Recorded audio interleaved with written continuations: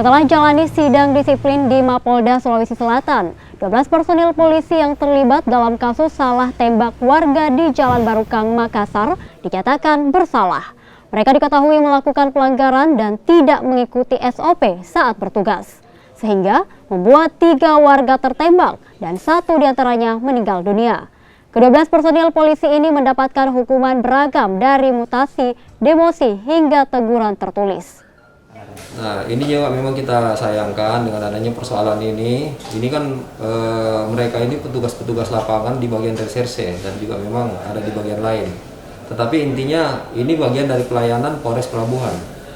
Nah, anggota yang bermasalah ini akhirnya karena menjalani proses, akhirnya pelayanan di Polres Pelabuhan ini sedikit agak terhambat. Nah, ini mempengaruhi pelayanan dan kualitas pelayanan yang ada di sana. Karena dengan tenaga yang terserap ini otomatis akan menyita tenaga, energi, dan juga waktu penyelesaian kasus ini jadi terhambat.